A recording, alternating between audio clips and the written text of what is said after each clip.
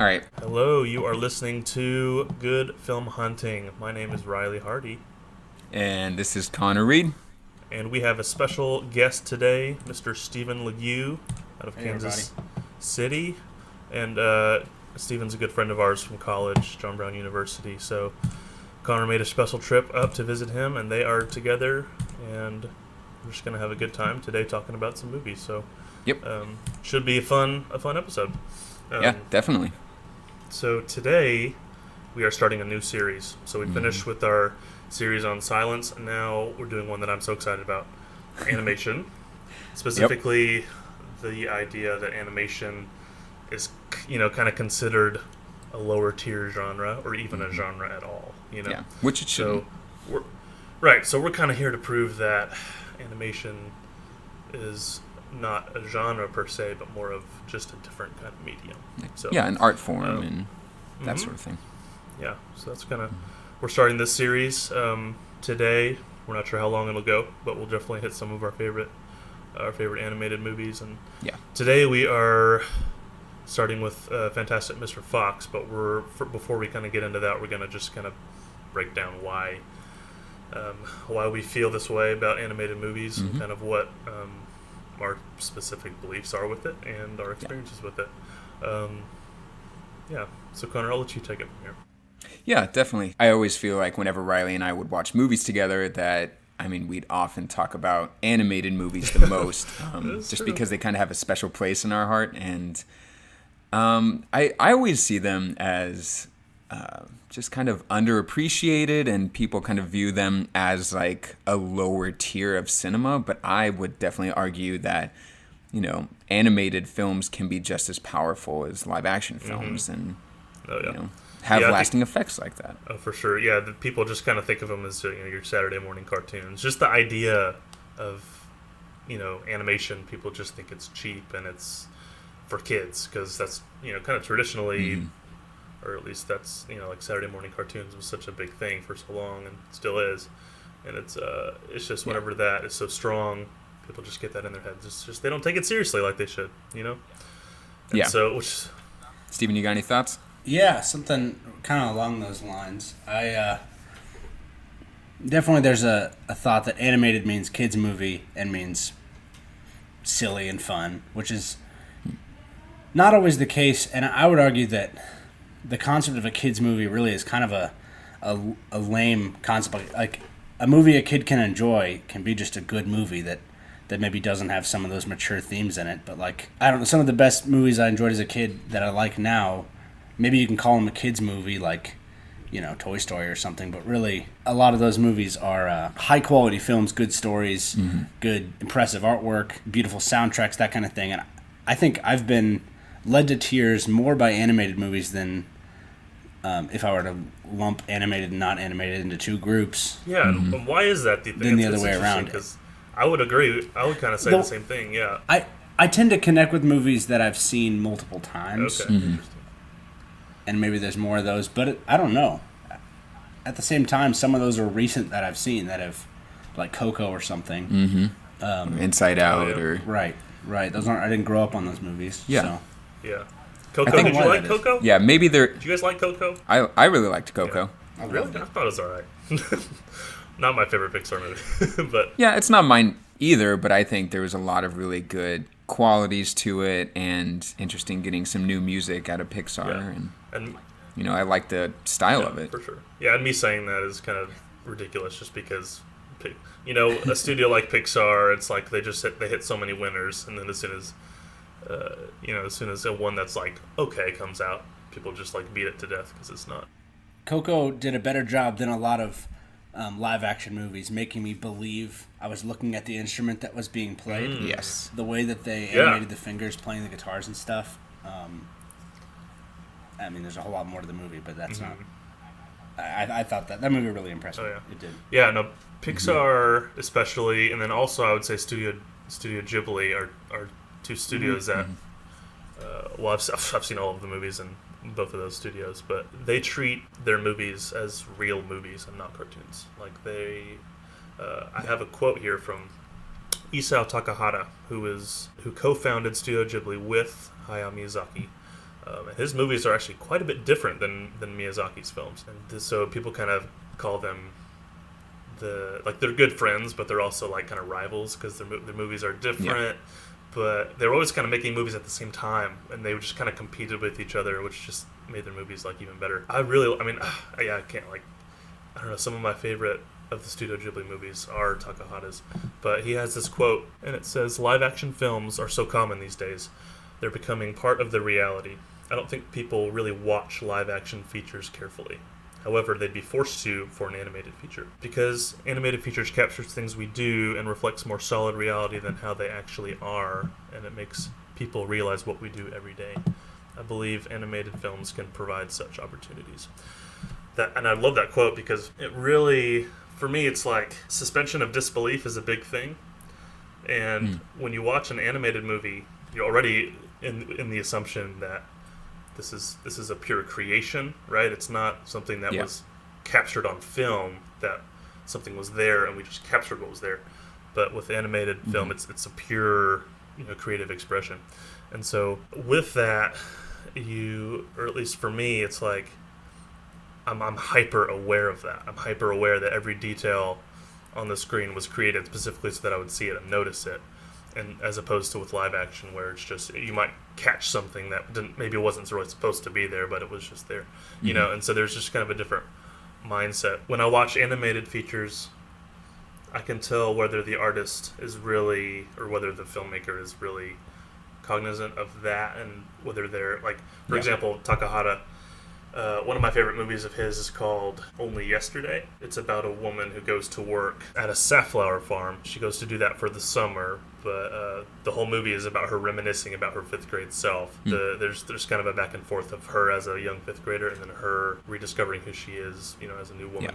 Yeah. And so, but so much of that movie, and I don't know, a lot of people may not like this, but like they show so many scenes of characters just walking to their car, tying their shoes, opening things, like cutting fruit. Yeah. There's a big scene in that movie where all the characters sit around a table and eat a pineapple, and they cut it into slices, and they hand everybody a slice, and he just takes his time. That's kind of drawn from like classic Japanese cinema as well, because that's what like a lot of Mizoguchi and Kurosawa films were like. That there was these.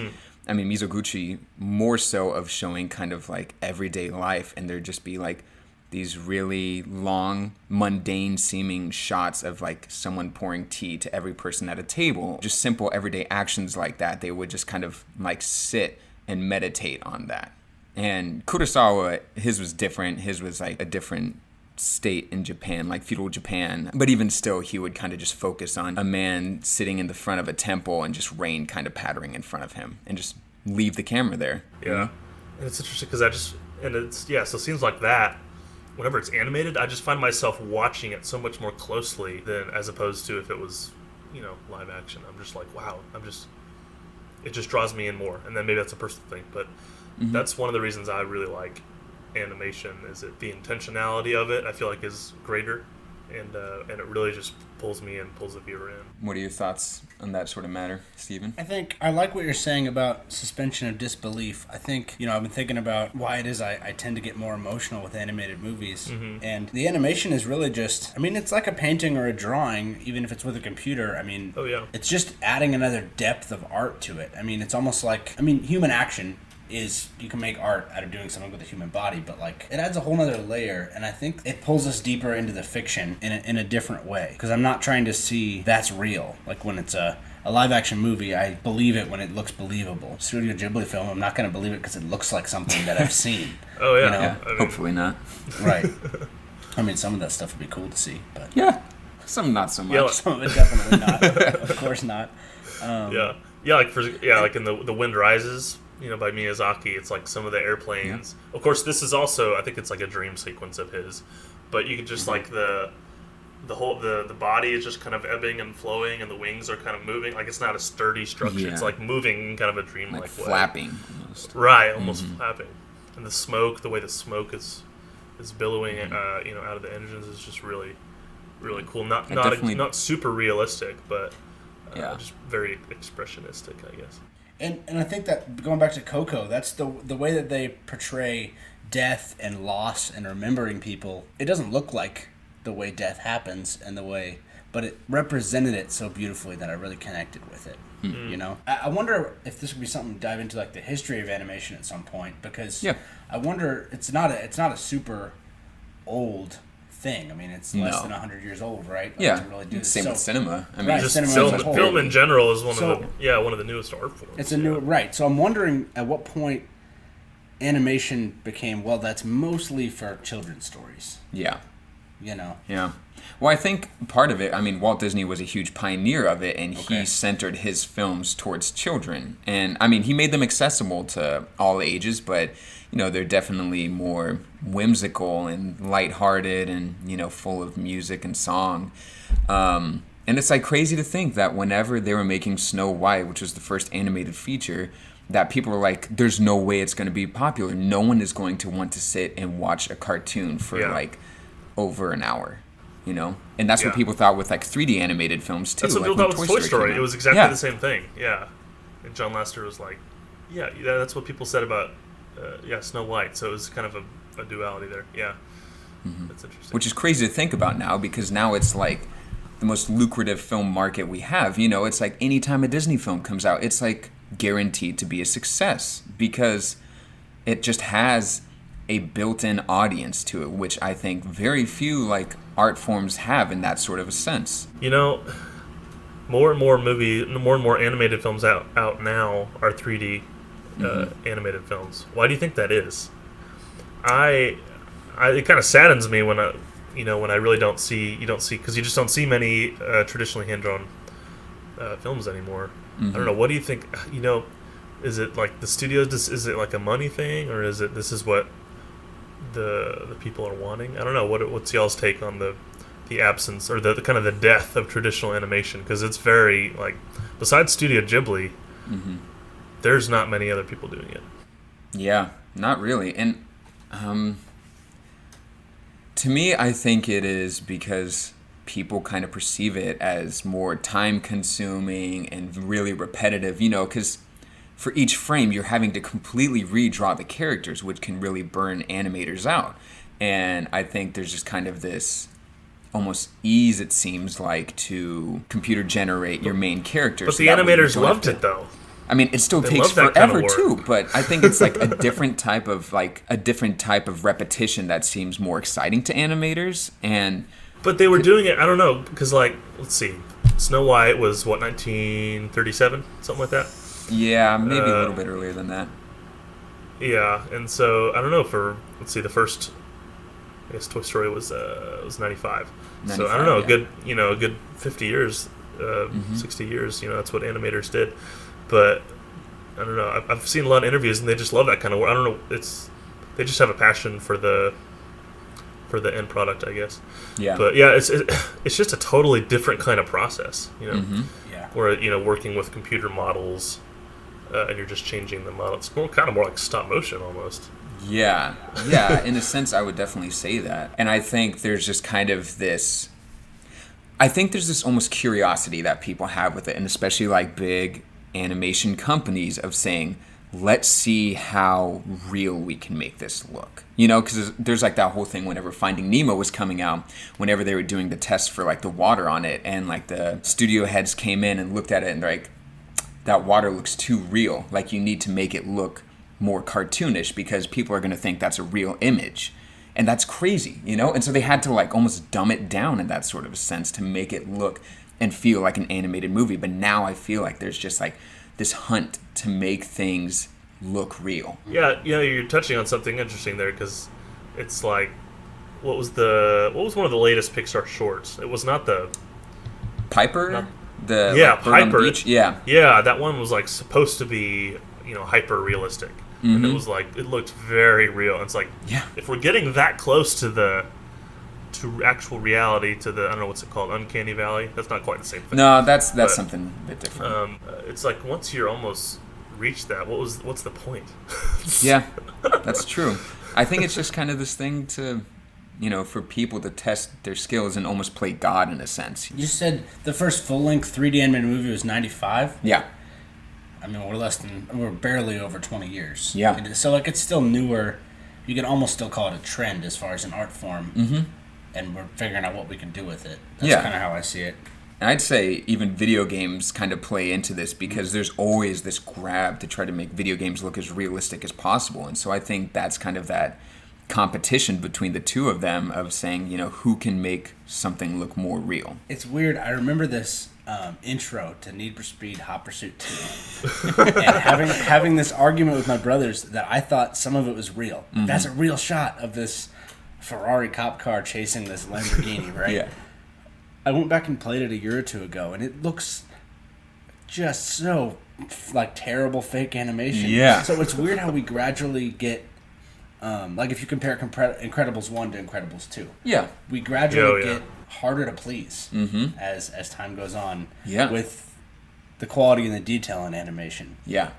Because I remember as a kid, like anytime a new Pixar movie came out, I was like, whoa, that looks real. And now I look back, I'm like, oh, well now because I have this newer thing with, better software, it looks more realistic so that in turn the older things, look less realistic. Well, do you want to talk about why we think animation shouldn't be considered a genre in that sort of sense then? Shouldn't be considered a genre? Yeah, because I feel like when you're browsing on Netflix or on Hulu or even just talking to people, they're like, they consider animation to be a genre, and I think that's like a really false assumption. I would say, yes, it's an art form, but I wouldn't say it's a genre in the sense that like drama, comedy, action is. Animation is such a broad topic. It's not... Yeah, because within animation, you find almost every other genre, right? I mean, you've got comedies, you've got dramas, most of the other ones in there. Yeah.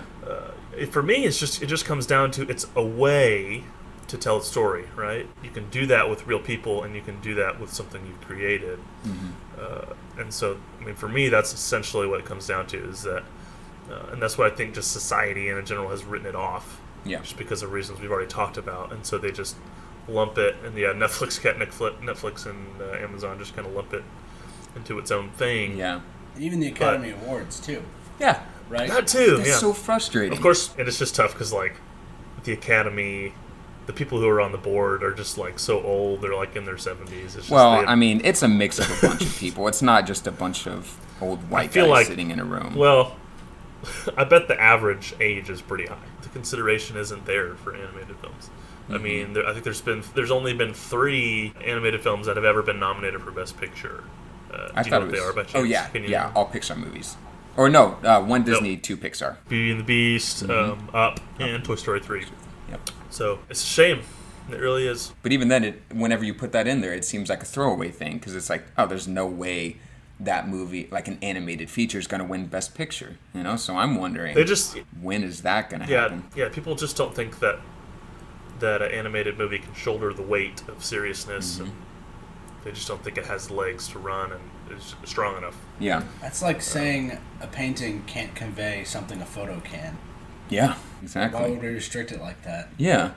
Or like even people who just say, oh, I don't want to watch that movie because it's an animated movie. And I'm like, why? Like, that's such a broad statement, that's... It just doesn't make sense to me, like, why, you just completely throw away this whole art form and say it's all the same. Yeah, so, for me, it's just kind of there are lots of ways to tell a story. And this is one of them, and so it's no reason to be genred off in its own thing. So, any other thoughts before we jump into our movie? I forgot to put a timer, so I have no idea how long we're going. Do you? It's all good. It's good conversation. But yeah, I'd say, Stephen, unless if you have something, then go for it. So we're doing Fantastic Mr. Fox. I almost said Wolf of Wall Street. Close enough. I just had the animals, Wolf and Fantastic Mr. Fox. No, Fantastic Mr. Fox. So, stop motion movie from Wes Anderson, 2009. I saw it once a long time ago in high school, and I watched it again just the other day. I really liked this movie. It was a lot of fun. I guess, should we give our... do you want to give a short description of it first and just kind of let the audience know? Spoiler alert, by the way, we're going to talk about all of it. Yeah, spoiler alert. So, it's about Mr. Fox. I guess we don't know what his first name is. You don't have call him Foxy. Name, but he has a Foxy. But he has a family. He's got a son and a wife, and they live in a hole in the ground to start. But so he's a newspaper. He writes for the newspaper. But in his previous life, he was a thief. He would steal chickens from the neighboring communities. And so kind of the whole gist of this movie is that he's made a promise to his wife that he wasn't going to do that anymore. And then because he gets kind of restless, him and his friend decide to go and do one last job, as he says, I think, in the movie. And so they do that. They cause a bunch of problems. The farmers, Bean, what August Bunsen Bean. And I've not read the book. I don't know, have you read the book? Yep, I have. You have? Steven, have you read it? Uh-huh. Yeah, Yeah, I have not. yeah. So I'm not sure what it's how faithful it is exactly, but Not really. not really. Yeah. So he, Mr. Fox and Kylie the badger go and steal and Opossum. right, Yeah. he's an opossum. Yeah. He's a funny character. So they steal and they get the farmers mad, and so the farmers go after him, and so they start trying to figure out who's been stealing their chickens, and so they discover where. Oh wait, well, because then he moves into a tree. So Mr. Fox moves into a tree, and then they find out they excavate the tree, and so that forces them down into the ground. So they dig. Him and his family. Essentially, it's just them trying to get away from the farmers, and them kind of learning about each other as a family. Mr. Fox is kind of learning how to be a dad to his son Ash, who is just going through all kinds of teenage angst. He's different. I think he's a teenager. Yeah, he's different. He just wants to be an athlete. Yeah. He says that lots of times. So that's kind of the gist of it, and then I don't know if we want to just tell the rest of the story. I mean, they get to I guess they kind of ended in the sewer, but then they dig up and find the supermarket, and they find the supermarket. Yeah, and so and that's about it, really. Yeah, basically. Basically it. So it's super fun. It's a real fun movie. Yeah. So 2 words. Should we do our 2 words? Yeah, you go. Okay. Mine, I was kind of keeping it along the F theme, Fantastic Mr. Fox, but and my 2 words didn't really go together, but fall and fleeting, because this movie is very much, the color palette of this movie is lots of oranges, lots of yellows, lots of browns. Yep. So it just really reminded me of fall time. Well, I mean, it was just, I think it took place in the fall, I'm assuming. But just lots of auburn, rusty colors, yellows. So it was just really pretty in that sense. And then fleeting, this just with stop motion, that just kind of tends to be the style for me, or how I see it. It's just there are very quick movements, and then even so like that, just the style of stop motion itself, all of kind of combined with Wes Anderson's style of I don't know, and maybe Connor disagrees, or has a different view. I don't know. It just feels like a lot of the transitions were really fast and quick. Definitely. And so that just kind of left an impression on me. So that's where my 2 words came from. Yeah. But, well, mine are kind of, I mean, I feel like this could be applied to basically all of Anderson's films, but I especially feel that in this one, since it is his first film that's really targeted to both children and adults. But I describe it as somber whimsy, because there is, I mean, they deal with some like really tough topics in there, and there are like quite a few scenes in there where I'm just like, oh, man, that hurts, you know? I mean, but there's also a lot of whimsy to it. There, like you said, there's a lot of just these jumping around animations and like really goofy moments and hilarious dialogue. Yeah. But, like the style actually changes a few times as to where it's like it's not really a set, and with the characters in it, it's kind of like when they're digging, it's just like a 2D representation of where they're going, and they're just making these clawing motions, and they're just going down. And so it just looks really funny. But yeah, it does kind of change it up as far as the style goes. It is a fantastic film, and this was actually the first Wes Anderson film that I saw, and I remember whenever I first watched it, I didn't like it.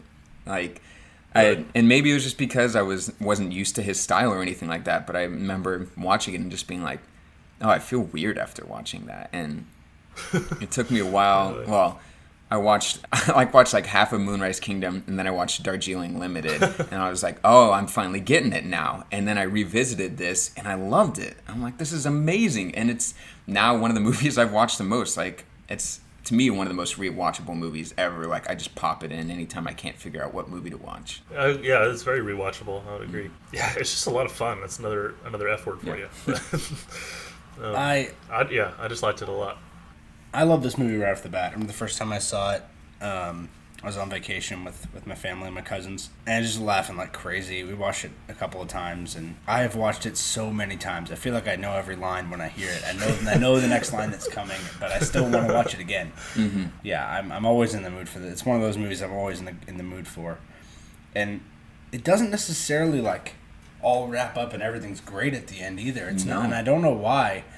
I think a lot of it has to do with the soundtrack and the timing of the music that always keeps me hooked. But I think my favorite part of this movie is the dialogue. Sure. Oh my gosh. Sure. Well, just my favorite character is probably Christopherson. He's great. And just his relationship with Ash. I just think just the whole kind of idea of him being better than Ash at absolutely everything is just so funny to me. Just from this first thing he does when he does his beautiful swan dive into the pool. And then he like plays a perfect game of whack ball or whatever it is. Whack bat. It's just a completely nonsensical sport that like you're not really supposed to understand how to play it, but he just does it immediately. It was so funny to me. So he's probably my favorite character. And he's just like such a nice guy too. Yeah, it's such a different movie, and I think maybe that was something that threw me off the first time I watched it. Was like I really wasn't expecting the depth that went into it, and also just how real the dialogue is. Like I feel like this is or one of his like films with the most realistic dialogue in it, and probably part of that is because he co-wrote it with Noah Baumbach, which I think his movies have the most realistic dialogue like I've ever heard. I'm not familiar with him. He's really good.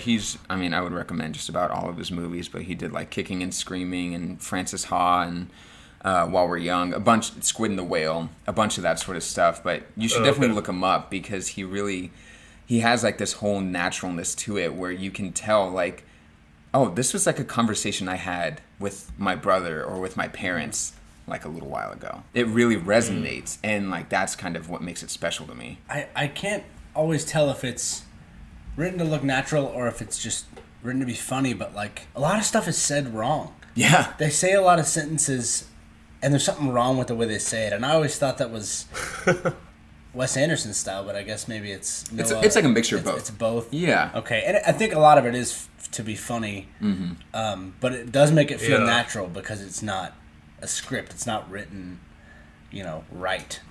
I'll be honest, a lot of Wes Anderson movies I feel like don't really have realistic dialogue. Like just when a character says something and then somebody responds to it, I was like, wow, that is just totally not how I would have responded to that question. And I'm trying to think of a specific example, and I don't know if I can. Just because I'm on the spot, maybe it's more of the delivery, but I would say like the context of like the talks that they have. I'm like, yeah, that's something I would talk about with my friends. We're not in like this mumblecore universe where everyone just talks like this. But there's a lot of like points that they say where why would you put that in there? But it works. Yeah, I think like topics, like things they're talking about for sure is very realistic. One of my favorite things about the dialogue in this film is that basically until the end, no one really talks to each other in the sense that they're kind of going back and like they are delivering lines to each other, but everyone is kind of in their own conversation with themselves and they don't really accept what the other person is saying. They're just kind of trying to talk to themselves. There's just this layer of miscommunication with it that is brilliant and like really causes all of the problems in there, because one person will be saying something to another character that will go in line with what they're saying, but they're still on their own topic while the other person is on their other topic as well, which that's kind of a confounded way to put that, but interruption is realistic. Yes. Okay, and people being on their own train of thought. Yeah. And something unifying them towards the end makes for a good story. Like, I feel like Mr. Fox doesn't really have a two-way conversation with someone until his wife slaps him or scratches him in the cave, and that's finally the moment where he's like, oh, I'm not in my own little world anymore where I'm kind of the boss of everything, but my actions are having consequences, and I need to face up to them now. Certainly a major theme of the movie is your actions have consequences. Yeah. Yeah. Yeah. Yeah, and for all the characters, not just for Mr. Fox too, but like Ash and Christopherson, and just there is like this layeredness where every character is really on their own story. One of my favorite things about the way this movie is written, this is something my brother pointed out to me, is that this movie doesn't tell you when to laugh. Yeah, I think a lot of people would see it as a comedy, but it isn't. It doesn't. I mean, it's not like. Obviously not a laugh track, like here's where you laugh, but it doesn't even have those breaks after those lines. And sometimes the funniest line is in the middle of a conversation, not right at the end. The punchline... Right, and they just go right to the next thing. The punchline is the way someone asks a clarifying question or something. He lets you decide when you want to laugh and what you think is funny, which is, I guess, more realistic as well. Yeah, and I think it's great, but it's also like you can be laughing so hard and then you're like, oh shoot, wait, what are they talking about now? Because you're just so caught off guard by whatever the person just said. But I think that's a brilliant way of doing it. Like whenever they say, what the cuss? You cussing with me? They'll just say that real... Yeah, that's right. And then they just... they say that several times in the movie, and then they just, go right on with whatever they were saying. Real quickly. I kind of have this side story that is one of my favorite examples of like realizing that movies can really affect people. Like I said, I watched this movie whenever it came out and then didn't really revisit again until like maybe, I think it was like sophomore year of college or something. And so probably about like 4 years later or so. And so Stephen is, really good friend of mine. And I remember rewatching this movie and then being like, I understand so much of his humor now. Like, so much of it kind of like stems from this. Like, and it was just cracking me up. And so like every time I watch it now, I'm like, oh yeah, that's where, that comes from. I just love that, that these movies can affect people and even the way that, the personalities almost, the way they express themselves, the way they express their humor. Yeah. Mm-hmm. And Stephen, I don't know if you realize that, but I definitely see that a lot. A lot of like the dialogue and delivery of people, especially like the mumbling of things, like after someone gives a rousing speech and they're like, all right, who's with me? Well, yeah, okay, I guess. Right. Well, I'll take that as a compliment. Yeah, I mean it very sincerely. Because I've certainly heard, I remember people, I had friends in high school and someone saying, man, his sense of humor is just like Hot Rod. like, you are that character. That's what you're trying to be. And, I mean, it was a 13-year-old kid, but, like, that was definitely true. And not that movie's hilarious. That two very different movies. But I'd prefer to be... I'd prefer the compliment you gave me. So thank you. Oh, that's great. Mm-hmm. That's great. And so this was 2009. How many films had he done up to this point? Okay, so Bottle Rocket was his first film. Then he did Rushmore, then Royal Tenenbaums, then Life Aquatic with Steve Zissou, then Darjeeling Limited, I believe. So I think this was his sixth film. If I'm counting correctly, I feel like I'm forgetting one, but yeah.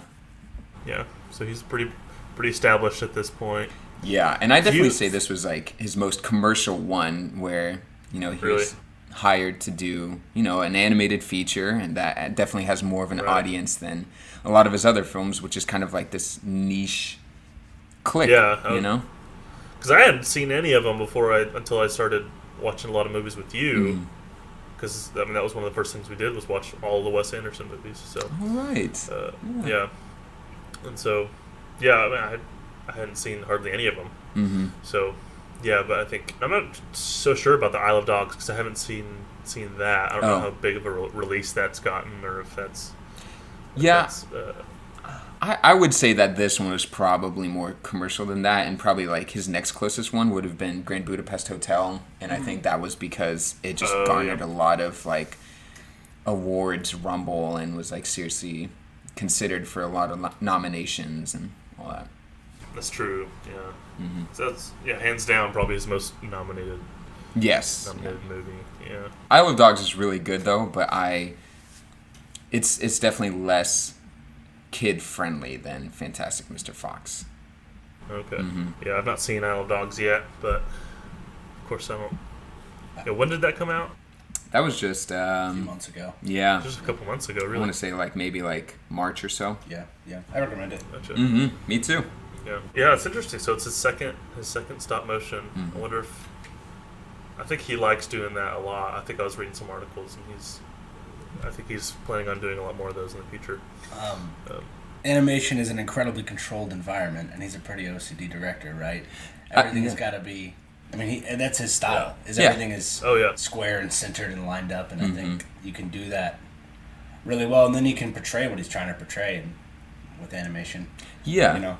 Yeah, looking back on it, I'm like, this is kind of like the perfect medium for him because, I mean, you literally can control every single aspect of it, While it's like, if you're filming out in nature, it's like, oh, shoot, well, there's that tree over there that's messing up our shot, and you can, move it over, and I think he works really well around those, but I definitely do think that this is, perfect for him to do this art form. Yeah, and I remember watching this movie and just all of the... Or when what's his name? The tallest farmer. Is that Bean? Tallest one. I don't know what his name was. The one voiced by Michael Gambon. Yeah, I believe it's Bean. Yeah, it is. That is Bean. Yeah, he just takes. I forget what news he hears, but he just destroys the inside of that trailer. They took everything. Trashes everything. Oh, that's right. Yeah, and I just love that scene because just all the stuff he's ripping off the shelves and it was just so meticulous, it was put there meticulously, and then all of the items that he destroyed. Yeah, I loved watching it. Takes the bike and wrecks that on the outside. That was just fun to watch. Yeah. So excruciating detail is the strength of his. Mm-hmm. That's the moment where, Fox says, we beat him, and he's right. That's the moment he's defeated. Yeah. Until he has a next idea of how to flush him out. But right. You can see that defeat in him, for sure. Yeah. We've all been that mad before. Oh, yeah. I feel like this is a really interesting turning point for him in his career as well, because, I mean, he definitely, in his past films, focused on visual humor as well, but I think this is kind of where he perfected it with camera movements and with, the actions of character, because this is the perfect balance for him between his humor that comes through his dialogue, but also the humor that comes through all the character actions, because we said that he can control every little aspect of it, and so he can have them move in certain ways or do these ridiculous actions that aren't possible in real life but are hilarious to watch. And there's just something to that where it's I haven't seen that in other animated films where they use a lot of the movements of the characters to be the humor of it as well. Yeah, as you're saying that, I'm remembering the scene when Fox is fighting Rat. Yeah. No, does he have another name? What's his other name? Just the Rat. Is that his name? Just Rat. Just Rat. Yeah. Yeah. Willem They're Dafoe. just getting He's just getting electrocuted, and you only see the certain frames of them, and then they're paused and in the air. Yeah. It's really funny to watch. Yeah. So yeah, that's kind of physical. Right, and that kind of shows the intensity and the uncertainty of the fight. But at the same time, they use the same thing for when they're hopping the electric fence, and it's oh, we're trapped. Oh, and yeah. It's really goofy. Yeah. It's really funny. Yeah. Yeah. Yeah, and one of the parts that always makes me laugh the hardest is just this simple little thing at the end of the film whenever Kylie comes up to Mr. Fox and does his own he's oh, I get it, that's your trademark, is it? And then he just does this little shrug, and that just gets me every time. I think that's hilarious, And that was the simple as far as stop motion, all they did was move his shoulders up and down a little, but that, yeah. But it's really funny. Yeah, I feel a lot of other simple animated thing. films would have it be the sort of thing is yep, that's my trademark, or just have some try to have a comedic retort to it. But I was that's the perfect thing. That is we don't even know if it's his trademark. yeah, that's the best thing they could have done. We don't know why he does a third of what he does. He doesn't respond. We don't know, and it's beautiful. Yeah. Okay, what's the deal with Kylie? When his eyes are X'd over. Yeah, it was just so randomly put there. It's hard to explain, but I completely identify with it. Yeah. He's just gone. His mind is just absent, and that totally happens to me. That's our introduction to the character. Yeah. Is him so spaced out, and it was just. I guess I didn't get that to start, but it makes me laugh, but I don't really understand. It's hilarious. I think it's just kind of a joke within the film itself because everyone else is I wasn't sure. It's is it a badger stereotype animal? Opossum? Is it?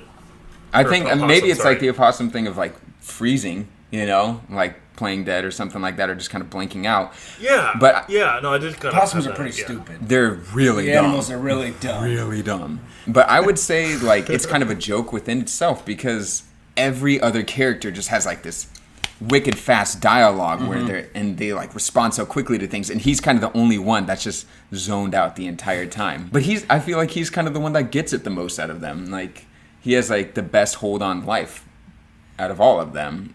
And I don't know if that's that's a joke because like his character is like really simple, but it's he's kind of the one who has it all together the most. Like he has the titanium card, No, I just pay my bills on time. You're just available, right? It doesn't make any sense for him to be his sidekick. Said really good credit on these little thieving expeditions. Yeah, but like he's just available, even though he's not fully present. He is fully present. Why didn't I get a Latin name? He was just like, oh, I thought we were just doing one, and then he's like, oh, we're doing one more. He's just it's a triple hitter. Yeah, we'll do it again. Yeah. He just goes along with it. Yeah. Good friend, right? Although they're doing something illegal. So. Yeah. I don't know what you're talking about, but it sounds illegal. How? What now? We can quote Kylie for the rest of the episode. Oh, man. I think someone said, Stephen, to you that like Kylie is your spirit animal or something like that. That was one of the highest compliments I've been paid. That's perfect. Your spirit animal was specifically Kylie. I'm forever grateful for that. Yeah, I'll try to live up to it. I have a question for you guys. Yeah. I don't exactly know what the answer is, and I didn't prep you for this, but what is with the trains in this movie? There's a lot of transitions where we'll see a train go by. A lot of establishing shots have trains. We got the train set in his room. That kind of really sweet scene. Mm-hmm. What do you think is the significance and the meaning of all those trains? I'm trying to think of a single train besides the one. There's a lot of just establishing shots where it'll show the countryside or the farm they're at or wherever, and a train will go by. Yeah. Interesting. Yeah, that's a really interesting thought, but oh man. Maybe you have to rewatch it and think about that, but it feels extremely deliberate. I mean, I was actually thinking about that this last time we were watching it. I was like, that it's really fascinating how he uses that. It may be half a dozen times. Yeah, there's a bunch of them. There's a lot in there, and the funny thing is that's actually all the same train model. It's like not different ones each time. It's just like this small train that they put in there, but they like pull it closer to like the foreground of the camera, make it look bigger for like the landscape shots. But I don't know, maybe it's like this sort of thing where maybe it's even just Wes Anderson saying like this is his little kind of like how Ash has of like that play table of like this little world that he can control, and like maybe that's like a bit of him. Maybe it's just Wes Anderson saying I like trains. Maybe so. I always thought it had something to do with movement and like progress. Yeah, it could be. Yeah, that makes me think of Miyazaki because he loves airplanes, absolutely loves airplanes, and did 2 movies where were The Wind Rises, but airplane engineer, and then Porco Rosso is about a pilot, World War I pilot. Yeah. So he definitely likes aviation. So I don't know. Yeah, there are a lot of filmmakers that like to use motifs throughout their work, although that one is just confined to that one movie, actually, because there's the Darjeeling Limited, which is based around the train, and then Grand Budapest Hotel, there's a lot of shots on the train of that. So, I mean, I think to him it's also kind of like this whole Dollhouse effect that he does, that he's known for in his films, where he has these cutaway diagrams of the sets, like Steve Zissou showing around the boat, Darjeeling Limited cutting through the train, Royal Tenenbaums going through the house. But maybe that's just kind of like this mobile symbol of like this dollhouse kind of thing for him. Any last thoughts before we proceed to the challenge? Okay, I like the soundtrack on this movie a lot. Yeah. I don't know how else to say this. One thing is, I feel like the score and as well as the music they chose, the songs they chose, really fit the colors of the movie really well. And one thing I was impressed with this last time I watched it was how rhythmic the editing was, and how a lot of the shots changing fit really well with the music, as well as the animation, which animating something to go with the tempo of music has got to be really challenging. Yeah, but I would say it's different in the sense that like the actions fit like the songs, where it's different than Baby Driver, where like literally like every action is matched to the tempo of the song. Right. But this is like it flows with the music in that sort of sense. If that's kind of where you're getting at, but that's how I felt towards it. More like a ballet than like a hip hop or something. Yeah, and I mean, to me, Anderson always just makes the perfect soundtracks for his films, and they're all kind of like off-brand, not like pop songs that usually show up in films. Like there are some every once in a while, but the soundtrack for this is such like a weird collaboration where there's like a lot of Burl Ives and Beach Boys and like a lot of these like musicians. I would never pair them together, but it fits so perfectly with it, you know? Yeah. It's like even the little like Davy Crockett song at the intro of it. I was like the ballad of like, Davy Crockett. You know, who would think to like put that in there but Wes Anderson, you know? Like it's such a random little thing, but it fits so perfectly with it. And I think he really creates like uses music to create his worlds that he builds. Yeah. But also the score by Alexandre Desplat is fantastic as well, where it definitely has that autumnal feel to it. There is like that whimsy that's built into it as well, but it's also very somber at moments, and it like the xylophone is used to have these dun dun dun dun like moments where it's like, oh, it's very jolly and bouncing, and then it uses it later on to take the motif of the main theme to make it very somber, like whenever the rat dies, and there's like all these really heavy moments where he switches around the instruments from lighthearted to very deep and brooding as well. Minor, and minor, yeah. All right, what's your challenge, Riley? Yeah, that's good. All right, so we want to start kind of doing a segment where we either challenge each other or do some kind of trivia. And so I'm going to be doing that to Connor, and then since Stephen is here, he'll be joining Connor on this as well. So let's get this pulled up. So I want for you guys to name, as it stands right now, in order, the top 10 movies on IMDb. Oh, what? Oh, shoot. Movies. I was thinking this would be Fantastic Mr. Fox themed. I was really hoping top 10 movies. Oh, no, yeah. Okay. Number 1 is Shawshank Redemption, right? You got that one. Number 2 is The Godfather. Did you say in any order? Correct. No, in the correct order. In the correct order. Okay. Connor knows this so well. Like I didn't think this would be that hard for him. Well, shoot, I haven't looked at it in a long time. Okay, so I have 1 and 2. Is number 3? Is that? If I have the movie years, so if you want to use that as a lifeline at some point, you can. Okay. This is not my department. Come on, take it away. Okay. I believe is number 3 Godfather Part 2. Correct. Okay. Number 4 is you've got. Pulp Fiction? No. Pulp Fiction is... Wait, that is it? No. Is it The Good, the Bad, and the Ugly? No. But... Return of the King? No. Okay, what's the year? Okay, so the year for this one is 2008. Dark Knight? Correct. Is number 5 Pulp Fiction? No. Good, the Bad, and the Ugly? No. Gosh, dang it. Oh my gosh. I used to know this so well. Birdemic? Of course, I don't think the top 10 have changed in forever. No. Right? Those don't, when you're up that high, they don't really change. They rarely change. What's the year for number 5? 57. 57, jeez. Oh my gosh. 12 Angry Men? You got it. Very good. So you've got the top 5 down. Look at you. See, you can do this. Yeah. It's number 6, The Good, the Bad, and the Ugly. No. I know they're up there somewhere. Pulp Fiction? No. Those are the 2 I'm working with right now. Shoot. Return of the King. I'll tell you. No. Dang it. Here's the year. Okay. 1993. Schindler's List. Yes. Okay. Good job. Okay. Pulp Fiction? No. Oh, is it The Good, the Bad, and the Ugly? No. Ah, that would be good. Man. Year? 2004. 2004? This was a very large cast. Okay. Wait, was that the hint? Yeah, it was a hint. Oh, okay. You think I can give you more than that?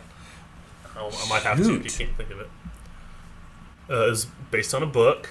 I know this is going to be like smack in the face as soon as I remember it. Yep. Oh, we may have to edit out some of this waiting part because this is brutal. Okay, let's see. Part of us. If I say that, I'll just give it away. Oh, it's Return of the King. Yes. Dang. What number are we on now? You have 3 more, so you've got 3 more. You have 1 through 7, so 8, 9, and 10. Jeez. Okay, I don't want to say one of the 2 ones I've been Good, the guessing. Bad, and the Ugly. No. No, Pulp Fiction. Yes. Yes, it finally happened. Okay, so 2 more. Okay, what's the year for the next one? I don't think I have to say the year for this one. Is it The Good, the Bad, and the Ugly? Yeah. Yes. Okay, number 10. Number 10. 1 more. Is it in the 1900s? Yes. Okay. What decade is it in? It is in the 1990s. Braveheart? No, No. American Beauty. Nope. 1990s threw me off. Saving Private Ryan? Nope. You're just like dancing around it though. Oh, gosh. I'll give you a hint Forrest here. Gump. Nope. Oh, Okay, here's the year. okay. The year's 1999. And it's not American Beauty. Correct. 1999. Oh, I'm letting you down, Riley. What's... this movie has a rule. Oh, Fight Club. Yes. Man, I should have got that. Yeah. Okay. Good job. You did good. To be honest, I thought you would get them in like one sweep. But asked me like 2 years ago, and I would have been able to do that. no. I'd say we got a B, but it's if you had one of those teachers that like Grade on a curve. let you get away with anything, grades on a curve, and if you come to them during the test, they'll tell you. You can bring the textbook Well, with you. yeah, it's no fun. in your notes. Right, it's no bring fun them if you all. don't get any right. So Yeah. Yeah. Shoot. So yeah, we'll do more like that, similar, but obviously not the same one. So I You're hope gonna y'all have to enjoyed get it. 11 through 50 next. Oh, gosh. Man, that'll be a long episode. There are some movies on that are pretty high up on that list that I really don't think should be that high up. Yeah. Yeah, like- it's their whole algorithm they have. One that people talk about is like Dark Knight Rises. It's like super high up, but it's like Yeah. the movies that are around it are like classics, and I don't know if people are going to really consider. Yeah, I mean, there are quite a That's few pretty in like the top 100 that I'm like, yeah, they shouldn't be there. Actually, there's a whole lot roll your in the eyes whole at it. 250 that I say shouldn't be up there, and a lot of films that should be up there aren't there. How are you on your journey through all 250? Oh, I think I have 13 left to go, maybe. Get them done. You're so 13? close. But they're like the serious? ones that are Dude. impossible to find, Like, I've searched literally everywhere for them, and I cannot find these movies. It's really frustrating. Really? Yeah. That's crazy. We're gonna have to go pull a big heist somewhere Yeah. in the Disney vault. I don't think That's any right. of those ones are Disney Yeah. ones. Just make it like National Treasure. Yeah. Just breaking into the vault. I'm gonna steal the movie. The movies. Disney vault. Except I'd have to go to like all Seal these the Declaration of studios that don't exist anymore. Yeah. Oh god. Yeah, a lot of them are like Bollywood films that I don't really know where to find Okay. those at. So I'll get them eventually. Next week we're going to India, boys. Next week we're going to India. So thank you, Stephen, for guest starring on here. Thank you, John, for the graphic for Yes. this thank you, podcast, John. and thank you, Caden and Luke, for this song, our intro Our theme to song. our theme. Yeah. Yeah. All right, guys. Thanks for Well, having we me. hope to. Yeah, we hope that you'll tune in for the next installment on our animation series. Yep. So we'll see y'all next time. Have a good night.